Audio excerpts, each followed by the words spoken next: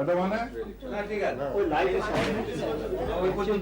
এদিকে কতদূর আছে বাবু মাত্র আমি করি বাস বাস But it is Satyajit Ray who straddles the world of cinema with the authority of a maestro. Ray is a true product of the culmination of Calcutta's Renaissance experience. His achievements in the field of literature, music, design, and films give him a stature reserved for the very best. Although wooed constantly by producers to make films outside Bengal, Ray has steadfastly refused the offers. আচ্ছা ঠিক আছে কথা বলার সময় হাত নামিয়ে নেবে এখন তুমি হাতটা ওখানে রাখতে পারো যদি চাও তো বাবু He chooses to craft his celluloid poems in the technically primitive and rather uncomfortable confines of the Calcutta film studios. Start sound 5/156 take 1. This relationship between the artist and the city is naturally reflected in the themes of the filmmaker.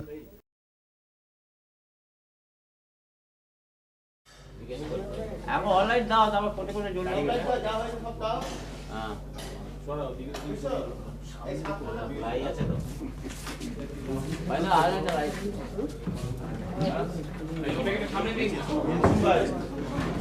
এই লাইটটা না পড়লেই ঘরের ভেতর থেকে ঘর আসছে dead হলে বেটার হবে হ্যাঁ চিপ দিতে হবে চিপ না এই অ্যাঙ্গেল থেকে কি ছেড়ে দিল কিন্তু এই টান টান বস আছে আরে এই ঘরে আলো জ্বলবে হ্যাঁ হ্যাঁ জ্বলবে লাইটটা ফোন করে পিছিয়ে বেসমে দিয়ে দি ছোট ফ্যান বল ওই আমাদের এই হালুদের 500 নিয়ে এলে হালুদের 500 দূরে ফার্নিচারে দিতে হবে এমনি যে কোনো একটা 500 দিলে হবে পাঞ্জাবিটা লাইট রঙের পাঞ্জাবিটা দাও এইটা ধরতে পারো এইটা যাও শুনিয়ে আয়া ভেতর এটা 500 যাবে এই বক্সটা একটু জেলে দেন না বক্সটা পায়জামা ঠিক আছে জামা আর একবার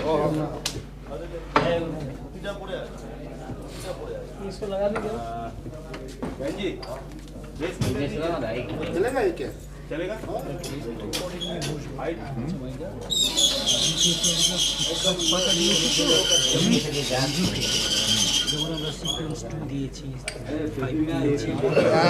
গাদা ডেট আছে পড়ে থাকছে আমি কি করব ওই থাকছে এখন নাটমন্দির আইডিয়াল হতো ভালো হতো যদি নাটমন্দিরটাকে এগিয়ে আনা এটা হাইড কর আমরা পারি আনতে টেবিলে শ্যাডো পড়বে না সেট দিতে পারবো না তো তোমরা অসুবিধা নাটমন্দির তারপরে 20 কেন 19 তারিখে আমরা শেষ করে দিচ্ছি হ্যাঁ তারপরে তোমার তো একটু টাইম লাগে আমাদের এদিকে দুটো কাজ আছে নিশ্চয়ই আমি আসি আচ্ছা রেডি আচ্ছা তুমি এখানে বসলে এসে যাবে না আমি না বলবো মাইদাকে এখানে দিচ্ছি আমি বলবো না আমি এইখানে বলবো হ্যাঁ ওই তো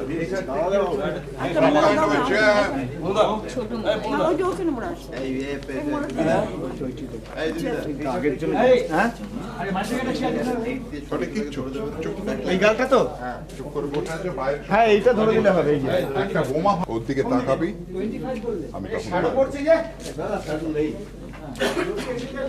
চশমাটা হ্যাঁ যেতে পারছি না ঠিক আছে যেটা পেয়েছে হ্যাঁ আচ্ছা এখানে কি চশমা খুব দরকার এই একজন এখানে হ্যাঁ পরে ছড়িয়ে দেবো না এই তুলসী এটা কি লেন্স আচ্ছা ঠিক আছে কথা বলার সময় হাত নামিয়ে নেবে এখন তুমি হাতটা ওখানে রাখতে পারো যদি চাও তো হ্যাঁ বাবু এক মিনিট একবার চেকটা দেখো কি বন্ধুরা জাস্ট শর্টের সময়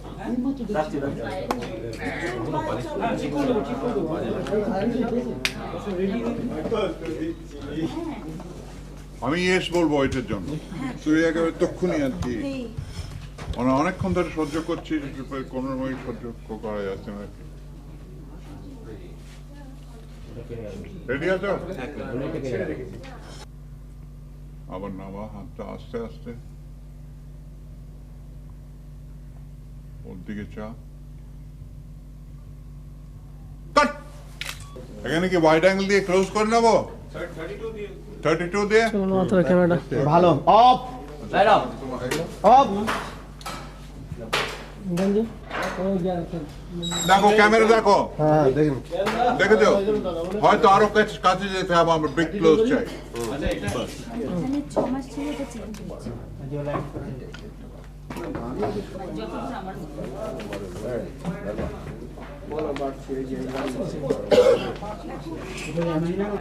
আমার খাতায় 5 মাস আছে, তোমার লেখা আছে 5 মাস। 5 মাসই হবে, তাহলে কনফার্মড হবে না আর কি। 1 বছর হলে কনফার্মড হয়ে যায়। হ্যাঁ,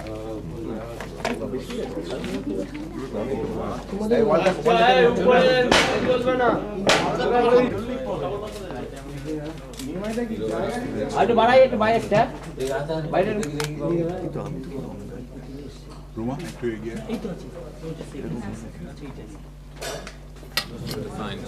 প্যান খোলো, প্যান খোলো।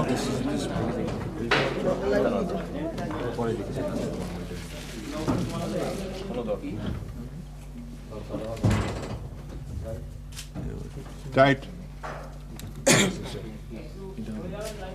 এটা কাটলো না, ছাড়ো।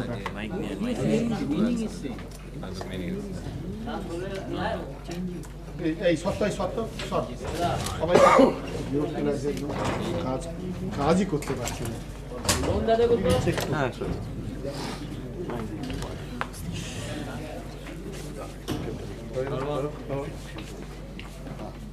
তুমি ডেটটা করছো তো? কত F8? 5.6 হয়ে যাবে না? হ্যাঁ হয়ে যাবে। হ্যাঁ, তুলছি। আচ্ছা থাক, এই কন্টিনিউ থাক, ঠিক আছে, থাক। দেখুন না, এই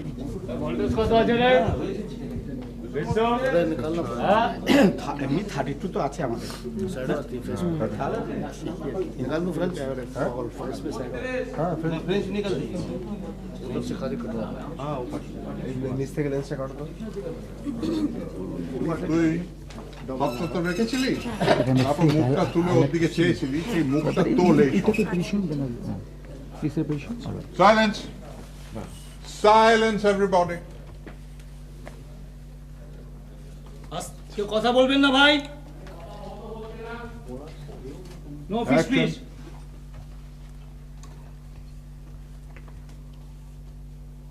তুমি তুই বাড়ি থেকে বেরোতেই পারবে না, তাহলে এই অবস্থা এখানে থাকবে কি করে? পালিয়ে যাব। উপায় কি বলো? আর বিষাক্ত জলের কি হবে? আমার পেশেন্টদের কি হবে? চণ্ডীপুরের এই দুদিনে এখান থেকে পালিয়ে যাব? এরা যে তোমাকে এখানে থাকতে দেবে না। বুঝতে পারছি মায়া, কিন্তু আমি তো কোনো অন্যায় করিনি। এরকম হবে কেন? এরা কি বুঝবে না যে এরা কত বড় ভুল করছে? আসতে পারি? দরজার দিকে আরেকটু লেফট লুক। এই ঠিক আছে, ওকে ফর মি, লাভলি।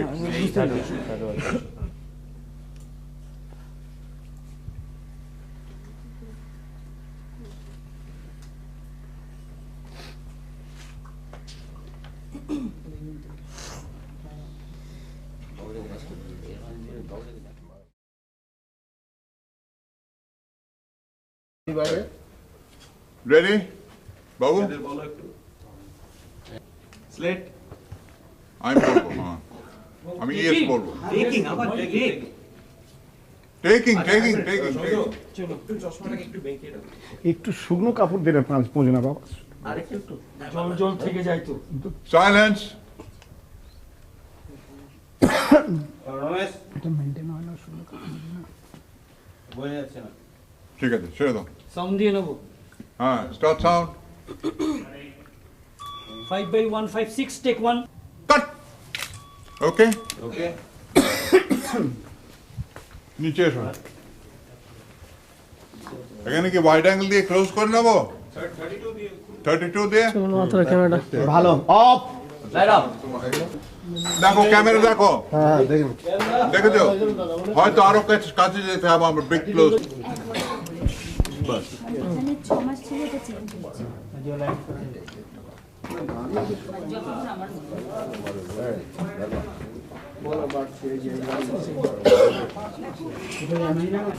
আমার খাতায় 5 মাস আছে, তোমার লেখা আছে 5 মাস। 5 মাসই হবে, তাহলে কনফার্মড হবে না আর কি। হ্যাঁ সেই 1 বছর হলে কনফার্মড হয়ে যায়। হ্যাঁ, আমি একটু বাড়াচ্ছি না, দেখতেছি না আগে একটা ফটোর সঙ্গে ঠিক আছে না। কি হচ্ছে? বাপরে বাপ। রুমা একটু এগিয়ে।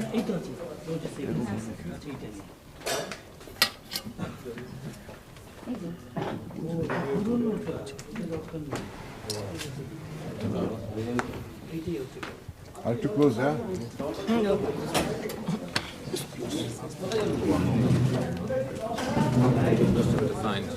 প্যান খোলো, প্যান খোলো।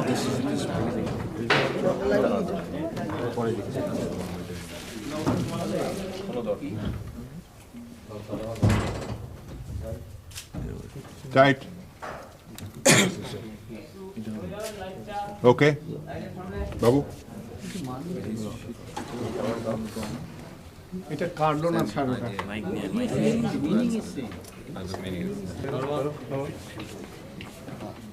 তুমি ডেটটা করছো তো? কত F8? 5.6 হয়ে যাবে না? হ্যাঁ হয়ে যাবে। হ্যাঁ, একটু ফ্রেমটা দেখি। এমনি 32 তো আছে আমাদের। निकाल दूं फ्रेंच? और फ्रेंच में साइड। हाँ फ्रेंच निकल दीजिए। उधर से खाली कटवा। हाँ ऊपर। নিচ থেকে লেন্সটা কাটো তো। প্লিজ খালি খালি একটাই আসছে উপরে। ধর্মা বাবু, ধর্মা বাবু, আমি একটা রিহার্সাল ক্যামেরার মধ্যে দিয়ে দেখছি। আচ্ছা, লাইট রেডি হলে বলো। দেখি। শাড়োটা আছে।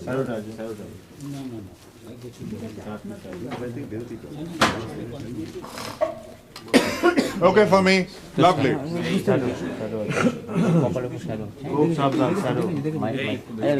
ডবল নেট হচ্ছে। সুজিত, তুমি পাচ্ছ? আমি এখান থেকে একবার দেখে নিলাম হ্যাঁ?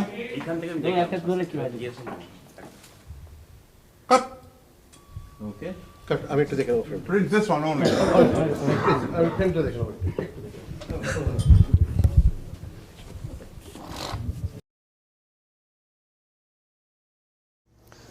Because you've been working with Manikda for such a long time.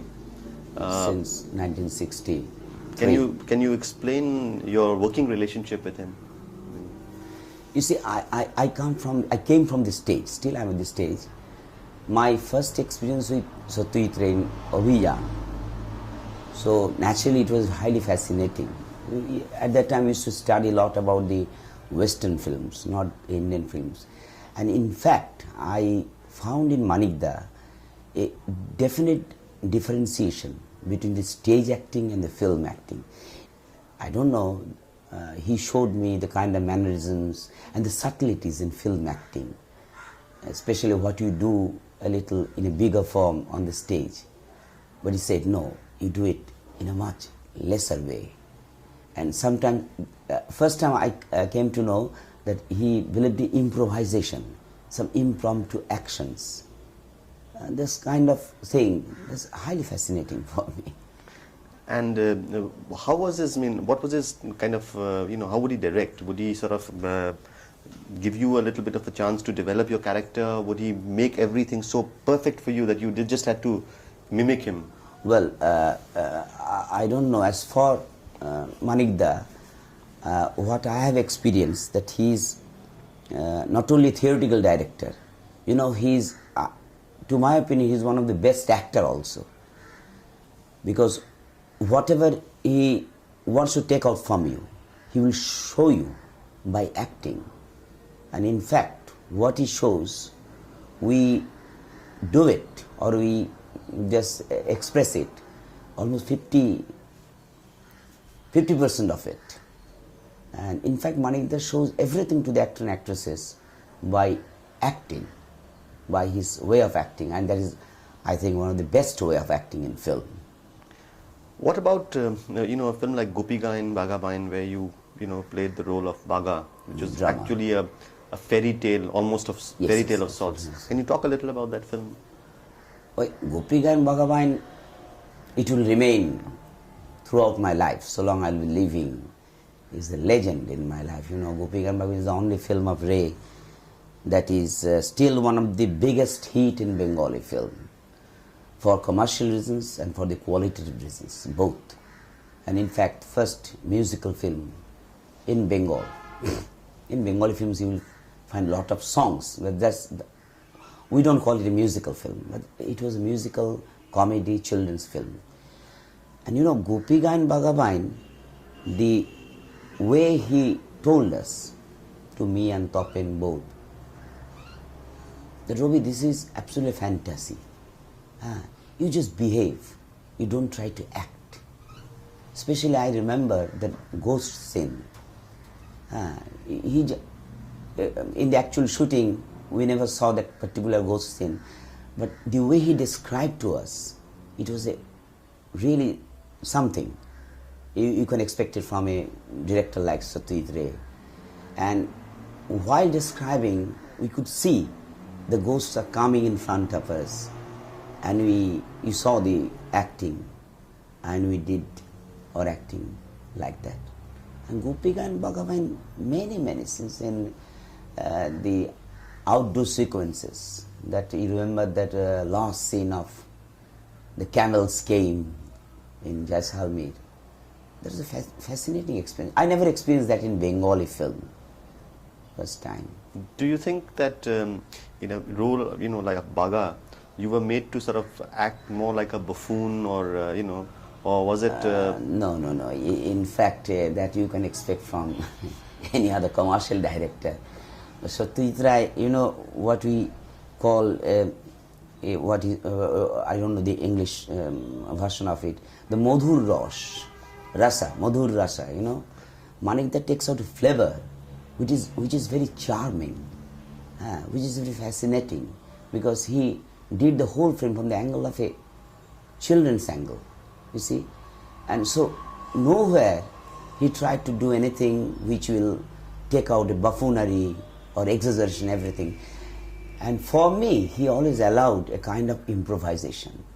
But remember, whatever I wanted to do, I was not allowed. There was a check, because I know it is Satyajit Ray. So in other films, if I do something, what you call a little bit of buffoonery, it is never allowed.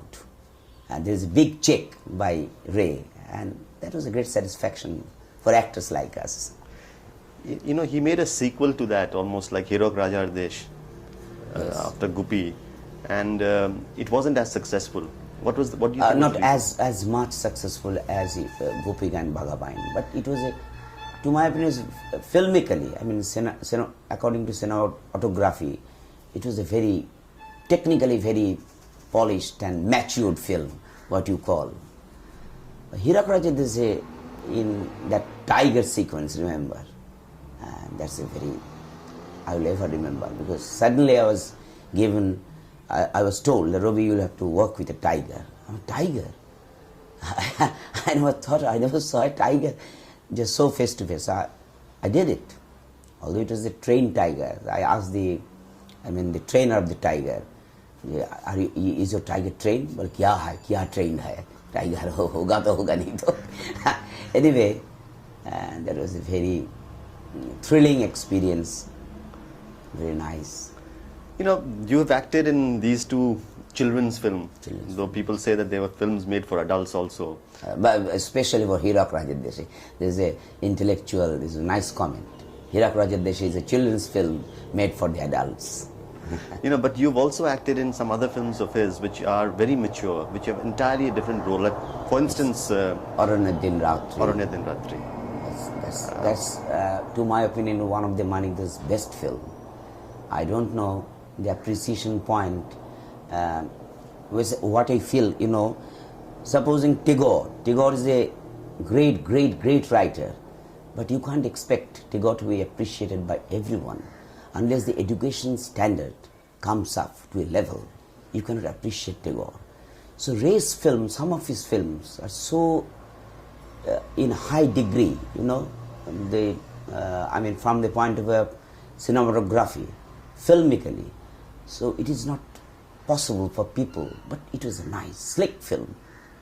You have read the comments in the West. Still, if it runs in the Western countries, it runs in packed houses. Can you think of your character there, for instance, the character where you were the only person very fond of gambling? Gambling. You're the only one who really doesn't have a relationship with a woman as such. That one thing I asked Mani, there's a nice experience I found while he was reading the script, where the other three actors, they have got a woman opposite. So before I asked Manikda looked at me and said, there is no woman opposite to you. I remember, no, you are only a gambler. Your passion is gambling, nothing else in the world. But that role was very, very interesting for me. As an actor, I can feel, while I was doing the role, I never thought that the reaction of the audience will be so much. That's the subtlety of Ray's comedy. But it is intelligent comedy. It was not made for the mass audience who likes a kind of little buffoonery or exaggeration. After this Arane and Ratri, you acted again in a film, Jano Arane, I think, where you played an immoral PRO. Middleman. The middleman, And about Jano Arane, one experience that I must tell you, that Ray, Manikda, I am the only actor where Manikda is to give a license for improvisation. Supposing in Ovijan, in one shot, I was just, Wide and myself was walking, and during the shot, I was just going out from the frame, and there was a buffalo, sitting there. Suddenly it came out in my mind. I jumped over the buffalo, and buffalo just stood up. And I thought Manikda will definitely say, cut! It's a wrong shot, NG. And in fact, Manikda jumped and said, nice, beautiful, Rabi, how do you do it? And this just came into my mind. So, Manikda used to give me a lot of permission, license for improvisation. In Jano Arane, in fact, in the first shot, I remember it was in Flurries. And for my first shot, for my dialogues, I started talking, as usual, my way. I started doing something of my own. Manikda just took out his eye from the camera and told Ravi, nothing, no improvisation, exactly to the lines, because this is a middleman, is what you call a tout, is a dalal, and he is very schematic. He never stammers, he never falters.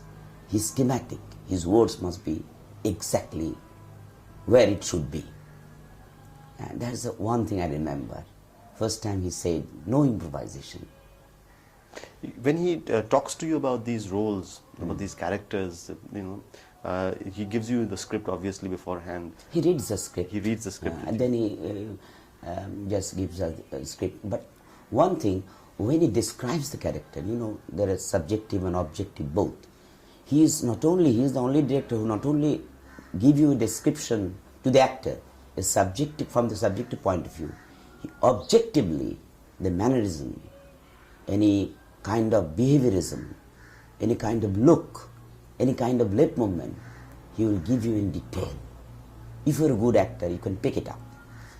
Even if you are not a good actor, it doesn't matter, Manikda will just carry him through what he has done in many films with many actors, actresses. If all the films that you've acted with him, which is your most memorable? Jano Arane. Can you tell me why? That role was challenging for me, There was a little bit of, people likes me in a kind of a comedy role, but there was comedy. And in fact, to my opinion, I asked Manikda, is this a film of kind of a dark comedy, a black comedy? Manikda said, yes. But I remember no journalist throughout India could write it. First sight and sound in the West. Because I feel the Western people, they understand the film, the kind of film. I remember the commented, is a kind of a Chekhovian type of dark comedy. So the first time, it's my first experience to do something as a dark comedy. The role I did, he was very sharp-edged dialogues. He was very immaculate, but there are a lot of humor in the dialogue. It's a very subtle humor, I can feel. It's for the intelligent audience, absolutely. But as an actor, I feel, to my opinion, it's my best role I enjoyed in film so far. Can you talk about a little about Manikda as as a person? I mean, apart from being a director, you've been interacting with him. Manikda, I know him for many, many years. He's the only man whom I see regularly, even if I don't work in all the films. Well, Manikda he's a comprehensive character, If he couldn't make film, he could have been a writer. If he couldn't make film, he could have been a big composer. He has got a strong fascination. He says definitely that he is his second love, Western classical music. He has got mastery over Western classical music and Indian classical music both. So as a person, you cannot just judge him from the point of view of film only.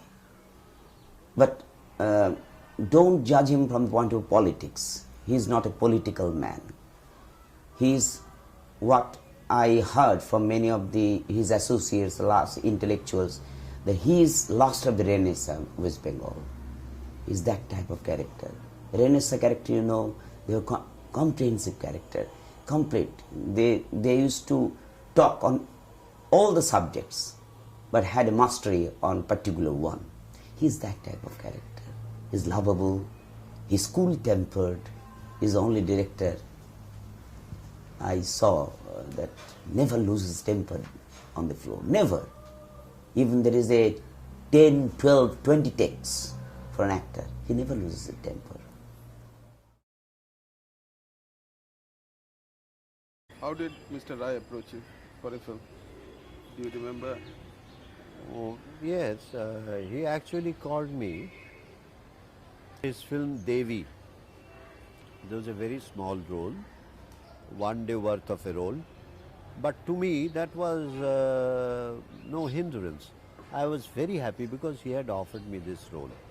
Of course, it's also true that before this offer came in, we knew each other very well. As one of his blind admirers, and in many ways I could feel that he also liked me. So that sort of an understanding, the relationship was already there. So I started working under him in Devi, and that was a very pleasant experience. Some of my friends said, Manikda, as we call him, we call Satyajit Ray Manikda. They said, since Manikda takes even absolutely new artists who have never faced a camera, and you are known and all that, he could have given you a bigger role. I said, no. An offer from him is good enough. But I think it will only be a very happy beginning. And so it was, because later on I did other films, very famous films with him. Which was the second film you did with him? Second film I did Postmaster. Can you recall anything about Postmaster? Oh, yes. About the role and about how he briefed you on the role? Actually, as I heard the script, I was little worried about the end as conceived by Manikda. It's different from what Tagore had written. And Postmaster being a very popular writing, I thought that could create some kind of controversy. But it really didn't. It was accepted. And here for the first time I realized what was good in literature was not necessarily that good or acceptable in case of films, if based on literature. That was an eye-opener for me, because whatever he did, that was also artistic creation. And then working with him is such a pleasure. For any actor to know that he is working with Satyajit Ray is that you don't worry about your shortcomings, your defects, your faults, because you are left in very safe hands and very watchful pair of eyes. So you just can't go wrong. There is someone to check you, to correct you, to guide you, to help you. So that is a great advantage to work with one such great director. How did he coordinate you and that child actress, that small child in Postmaster? Oh yes, the child actress was a prodigy. There is a chapter in Mary Seton's book on Satyajit Ray where some lines are devoted to me also, where I admit very openly how I have learned even from children, child artists. She was really such an artist who had been facing the camera for the first time, but that was impossible to discover.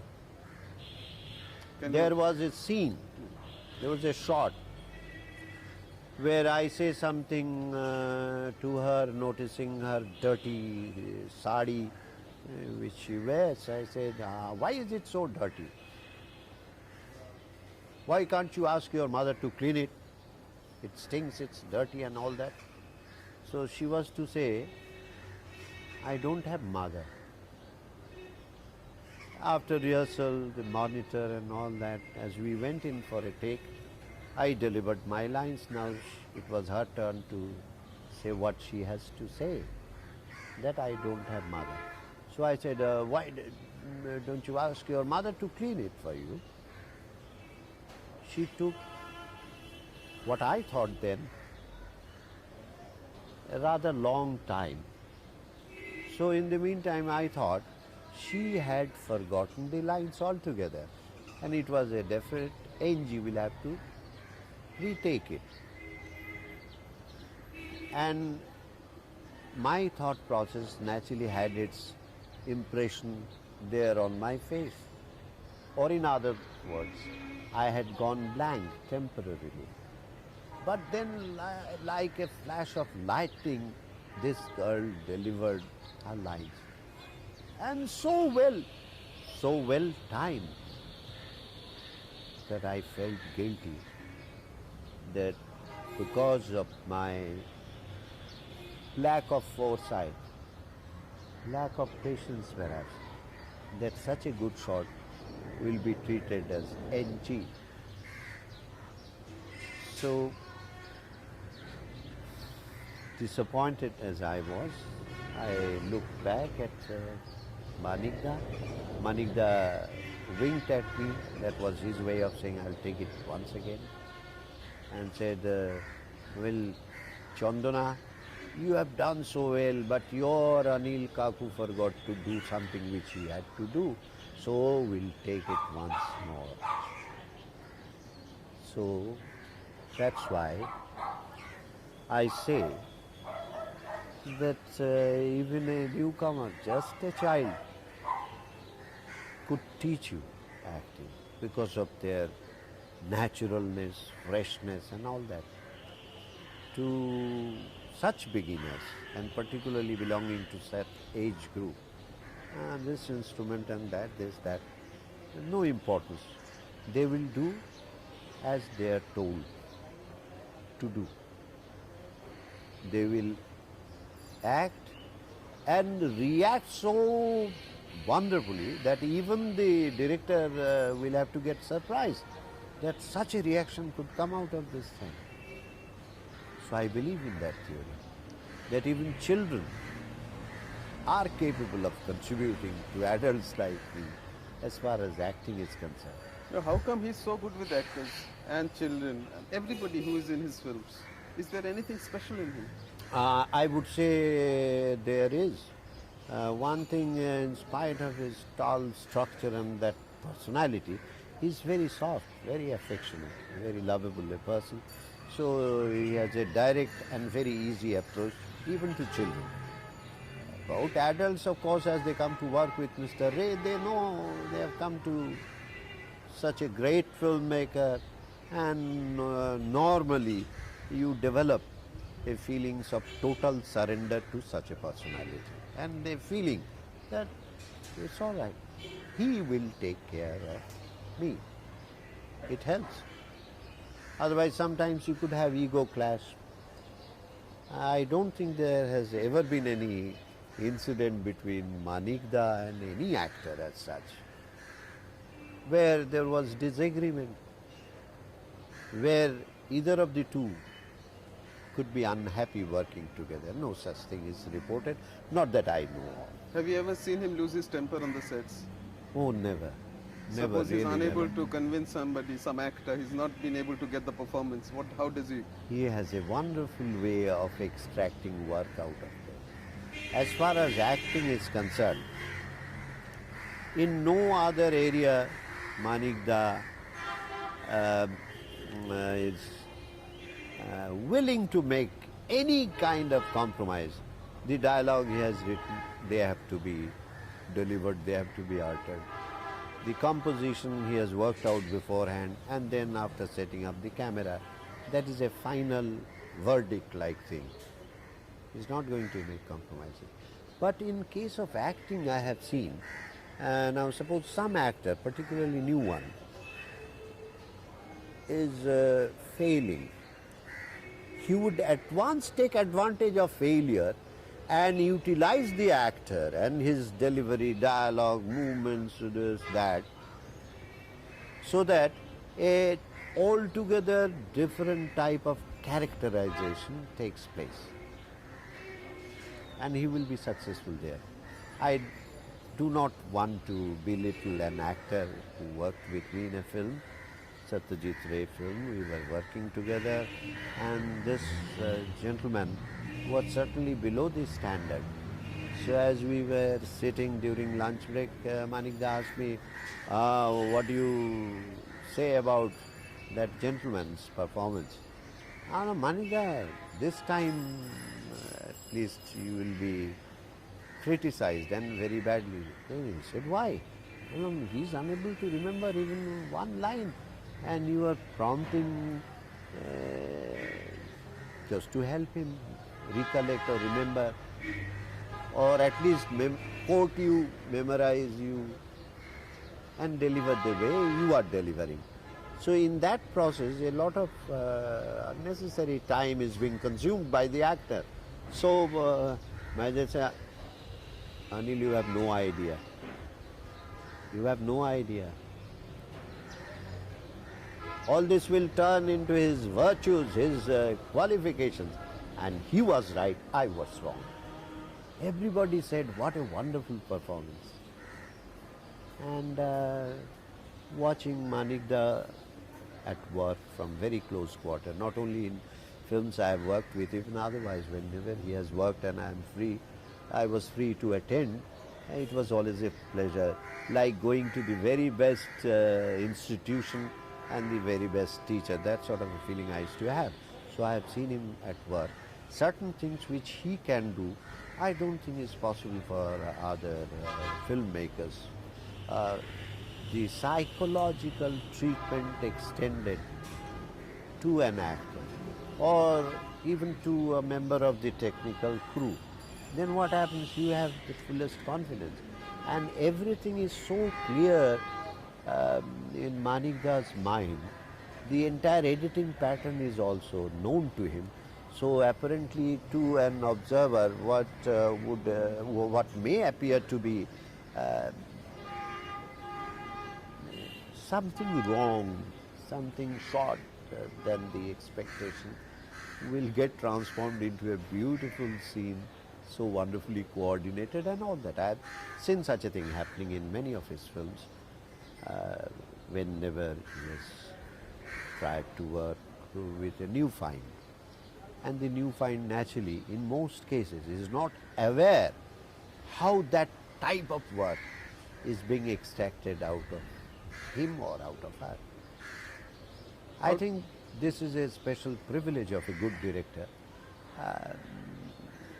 who can tell you something about the character or the nature of his approach to it, or in other words, how he is expecting or how he has positively planned to extract work out of you. This is a secret to the filmmaker.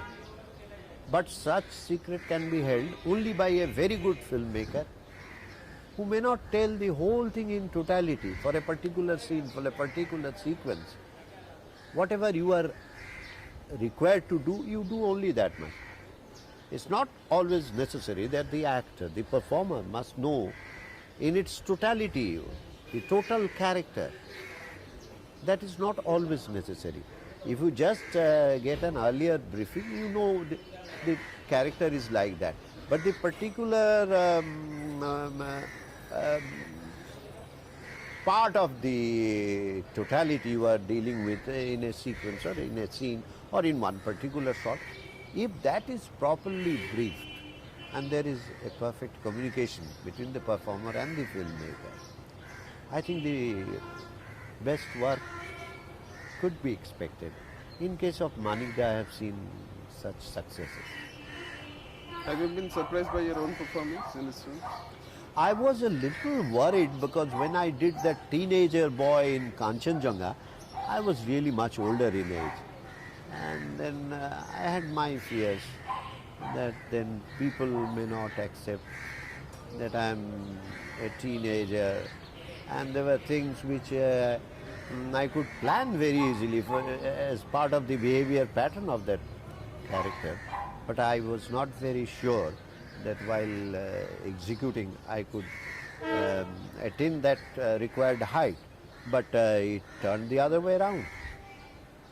I became much younger than the age that was prescribed in the script. And then again I must thank my director. At times Manikda used to get worried because there was a big jump. I literally flew from one floor to the lower floor in the hotel terrace. There was a long flight of stairs. So I almost got airborne, and that I did only in the take. And he was so worried how and where I would land, and then probably I would be picked up with broken limbs. But I succeeded. This type of allowance given to an actor, he knows, is doing it only for characterization, for the betterment of the film, never to do any wrong or never an attempt to alter his thoughts. If he discovers that, he could be very liberal to actors. I never had any problem working with him. I just remember in my fairly long career with him, there was one moment, one particular shot in a film in Mahanagar, the great city, where the dialogue was, my wife asked me, well, is it necessary that I should sign on my application? She was applying for a job. That was the application letter.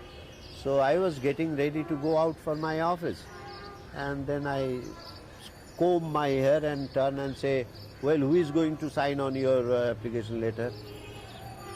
Lady Mountbatten. So I still remember I had overdone a little.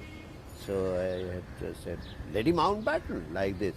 He said, Anil, there is already enough fun. The humor is there in the dialogue. So just leave it like that. Just deliver the line very casually. In all the films I have done with him, that was actually where, as a director, Manikda gave me direction and instructions. I think we two had wonderful understanding. And another additional advantage was that Manikda liked my background as a technician. So there were lots of discussions at different times where actually we talked to each other as technicians. Normally he doesn't allow the artist to see the rushes, but I was allowed because I was a technician. That was my background. So that way also we could indulge in more of academic discussions, and He's of course fond of all young people in my industry and knows it very well how people respect him, how people look at him as head of an institution that has been glorified and given a lot of pride because of his emergence. So even that relationship continues today when I'm not working with him, like in many organizations. He's my chairman, he's my leader. I work under him as a good worker. So the relationship has not undergone any major change as such. Though it is also true that after Mahanagar, I have never been able to work with him. Do you regret not working with him? Well, anybody would regret, but then it's just a regret, it's a sad experience. Because at no stage have I started doing mark time or started looking for other directors. I'm essentially product of commercial film industry. So the alternative was always there, but it's obvious nobody would come that close to Manita. But at least I'm still able to serve the industry, I'm still able to work and give this type of interview also a tough assignment for me. Anyway, so that is that. How did he brief you before his shooting when he used to approach you for a role? What did he tell you? Did he tell? He would tell you all about the character, then give you an idea about the story, and then I was provided with a script for Mahanagar because that was a big role. Even for Postmaster, I remember, I was given a script. So, and of course, that was the biggest advantage. Whenever you wanted, you could get him. Now suppose he is preoccupied with editing. You go to the balcony of the editing room. Somebody will tell him Anil is there, Anil is there. So he will make his time, he will come and say, hello Anil. We used to play badminton in one of our studios. So even while editing continuously, we used to make some little time to come and join us and participate in badminton. He's a very good badminton player. He naturally has all the advantage of his height. He could smash like that.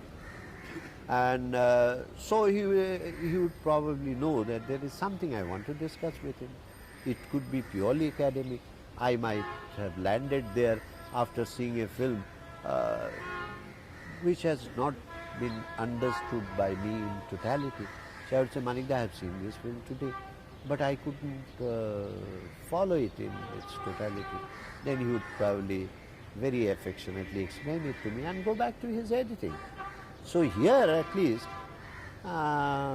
with our great directors, this type of relationship develops and develops to the advantage of both, I believe.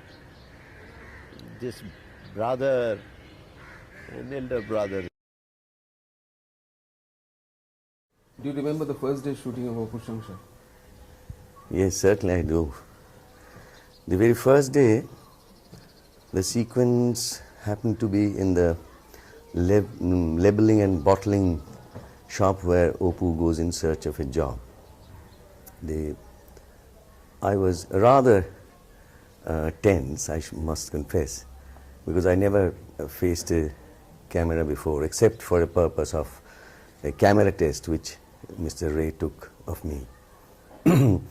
But then the shooting went off very smoothly, and in fact there wasn't one NG at all. But before this first day's shooting, I would like to say that Mr. Ray really prepared me for that, because I am very sure that he must have assessed my potential, my photogenic potential, before he really selected me for the role. But he said that he will take a camera test. This I knew was to help me. I came to know later on, I realized to help me, because the very association with the camera, standing in front of a camera, even for a test, made me sort of familiar with the object, and later on it never really bothered me whether the camera was there in front of me or not. That process of familiarization was a positive assistance from Mr. Ray. And apart from this camera test, he prepared me from many other angles also. For instance, he gave me a copy of a first draft of the script, which previously I'm sure he never gave to any other actor. And I went through that, and I was free to ask him questions. But mind you, he never enters into a very elaborate or pedantic discussion with his actors. He never does that. He comes out with very few words, essential, practical words that would explain. For instance, if I say what, I would probably ask him, do you think, Miss Maida, that Oppu should play this scene depicting his romantic attachment towards Apurna? He would only say, well, he's very happy to see her, that kind of, I mean, he was very simple in explaining things. And besides that, he gave me a few-page resume on the character of Appu, where also he was very down to earth. Where, for instance, the strange behavior on Oppu's part to agree to marry a stranger just on the spur of the moment. As an explanation to that, he just simply he gave a few things, that he was pressurized in the first place by his friend, and then he has already seen the girl, and maybe the physical attraction is a very big element in sort of making Oppu decide for the marriage, that kind of a thing. And then I also used to prepare from my own side for this role. For instance, I wrote a psychobiography of the whole thing, whole character, including a kind of a diary. And that's very funny. It sounds very funny now, because maybe that we see Oppu in one scene, and in the next scene it is, say, 3 days gap, and I would write out these 3 days diary, what Oppu had been doing for the last 3 days, and I used to show that to the director, and instead of laughing it away, he took it seriously, because he must have realized he could have laughed it away, because it was very funny for a novice beginner. But he must have realized that this is the process through which the actor is sort of coming in terms with his role. So he encouraged it, and that helped me a lot. Did he ever... Cut.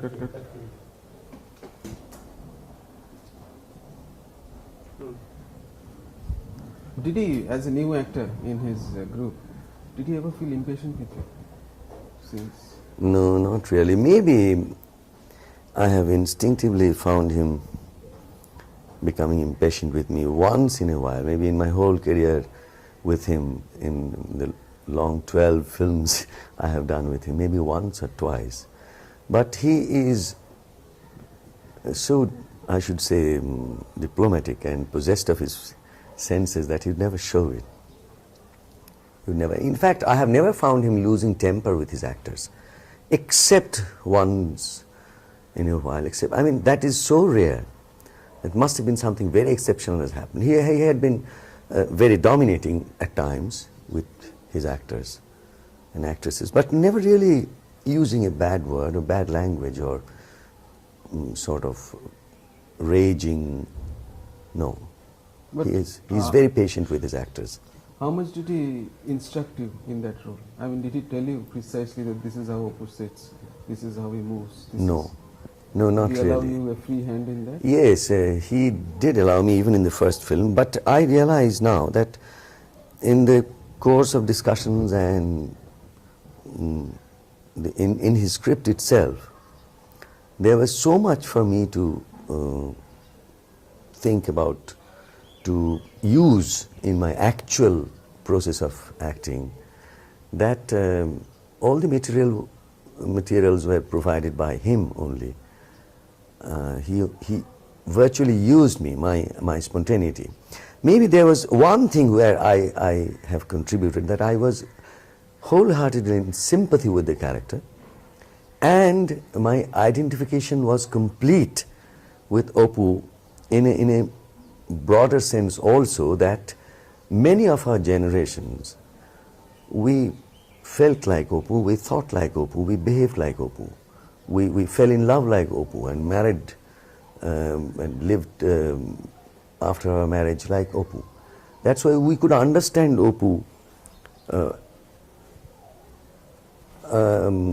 more directly, I should say. And that must have been the only contribution from my side. But this script, the writing, the whole conception of the film was so complete. Even before it went to the editing table, even the shots were in his shooting script. So there was nothing uncertain about to grope. There was a scene in Opu's Sangsar where Opu's wife gets up in the morning and then Opu turns, finds a hairpin. How was that done? Do you remember the scene? That scene was done in the studios, I remember. The studio set was built well in harmony with the actual location where we shot the scenes on the terrace. You remember there are a few scenes on the terrace where Opu exercises and where Opu meets his brother-in-law while receiving the news of his wife's death. And the terrace was just by the side of the room which, a replica of which was built in the studio. And not that I remember the details how the scene was taken at that time, but all I can remember is that neither myself nor Soumitra as Aparna had much to contribute as far as the planning of the scene or the conceptual aspect of the scene. No, we just executed it exactly as Mr. Ray directed us to do. There's a scene, that scene you mentioned where Opu slaps the brother-in-law. Yeah. Did you feel that that was a little odd, doing that action? No, not really, because I haven't met someone who has really exactly in the same way has received the news of someone's death like that. But I know of a certain person who became very, very violent.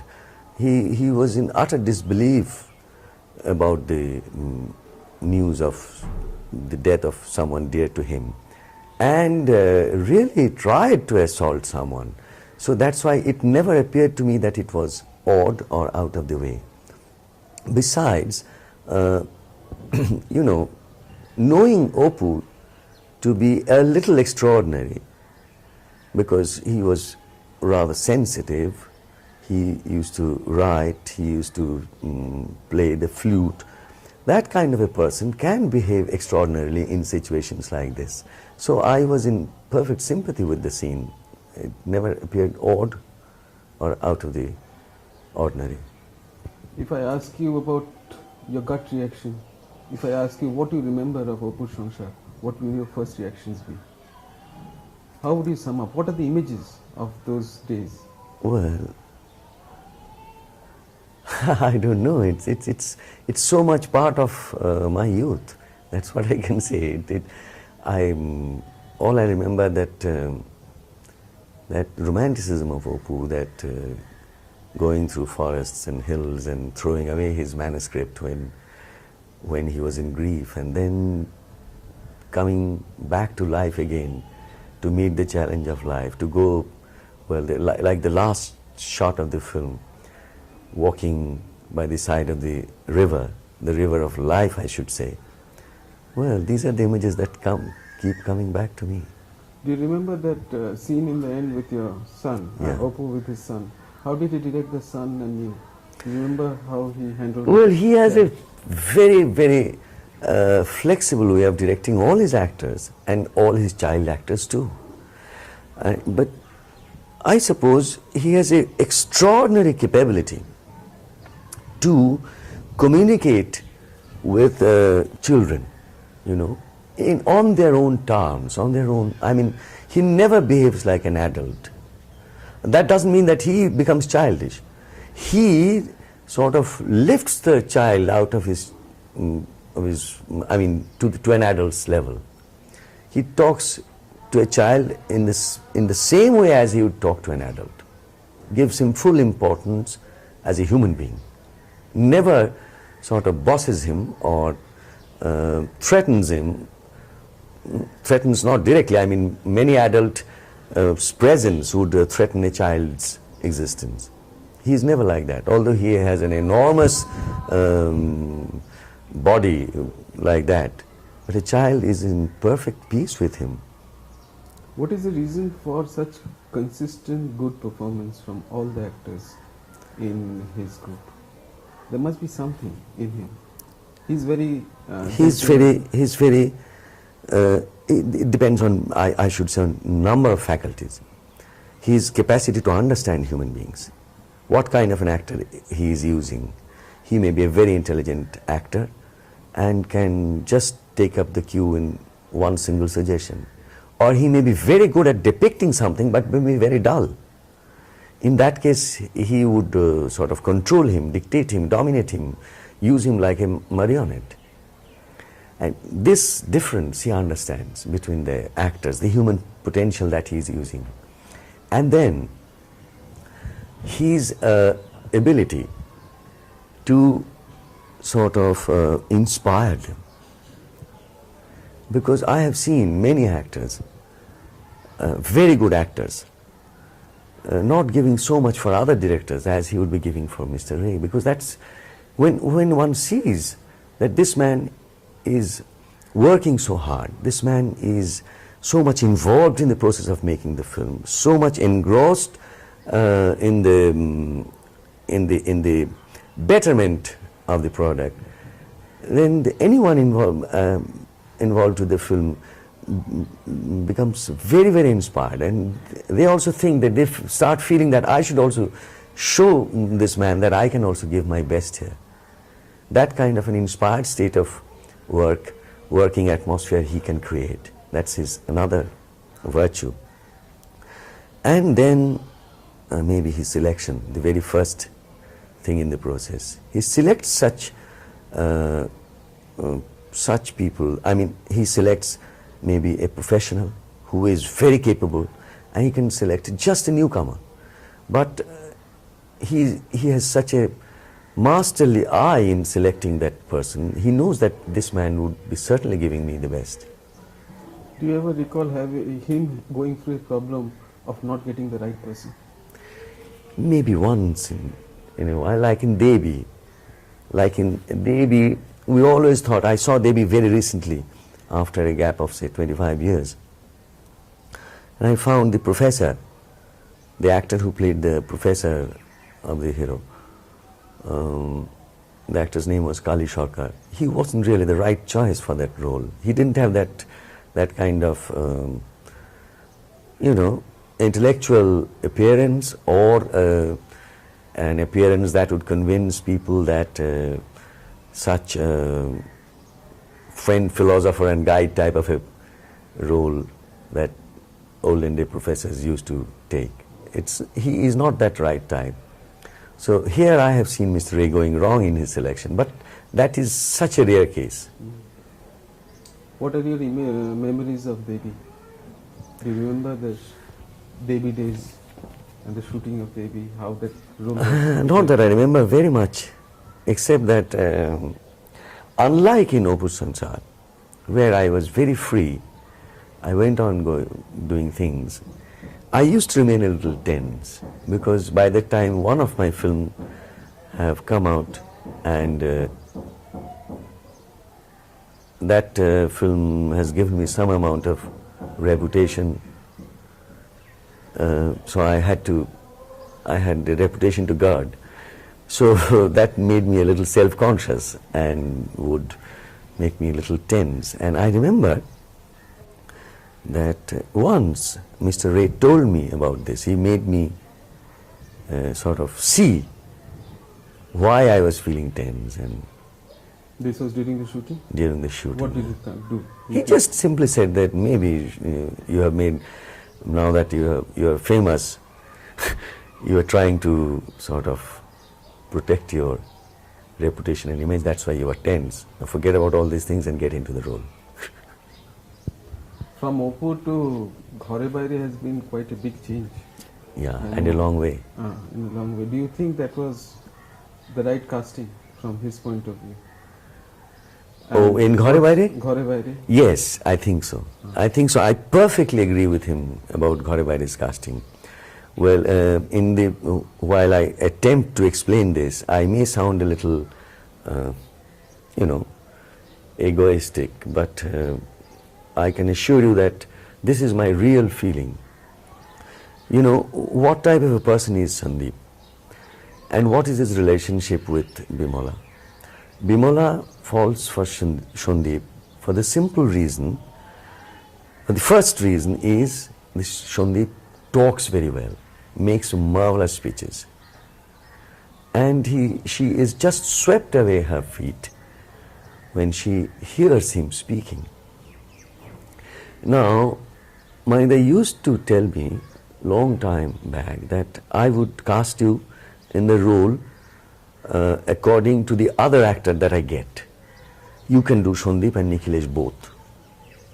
Later on, before the film was actually made, he started telling me that I will cast you as Sandeep for the simple reason that I need someone whose diction is very good in Bengali, who has a very good Bengali diction. And well, maybe because he found no one else in sort of my age group or with my other capabilities who has also such a good Bengali diction, that he sort of decided to cast me as Sandeep. And there's another reason which I'm not quite sure. Well, maybe my image as a romantic hero, although I have been doing various kinds of roles, but that is one substantial part of my image, that I'm a romantic hero. That also prompted him to cast me as Sandeep and not as Nikhilesh. Because having a husband like Nikhilesh, a woman has no reason to fall for another person if he hasn't got some amount of charm and romantic appeal. There also, I think the director was perfectly right to cast me as Sandeep to justify Bimola's admiration for Sandeep. I'll ask a little tricky, slightly tricky question. Mr. Ray is known to be a puritanical, and in this film, for the first time, he had some kissing scenes. Was he very embarrassed while the shooting was on? No. How did he explain the scene? No, in fact, there was a kissing scene in Devi too. But that was behind the... That was behind the mosquito net and all that, it was diffused. And this, this myth of he being a very puritanical person is also not totally true. Well, he is not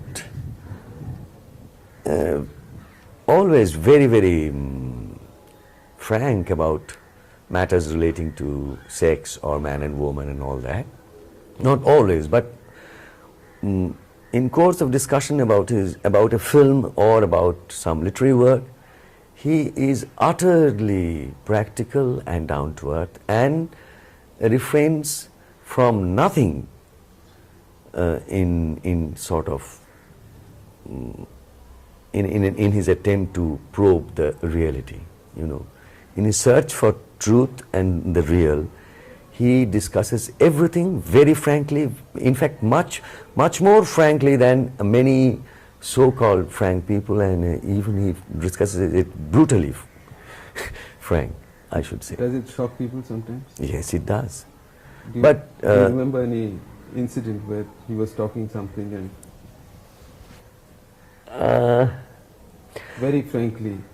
I don't just remember, but sometimes, at least the very first time when he sort of discussed such matters in front of me, I was very surprised, because I always thought that coming from a Brahmo family, he would be rather puritanical. But he was discussing a film by Bergman and some erotic scenes there, where he was not really discussing it for the purpose of discussing the erotic aspect of the film, but he was discussing the whole film.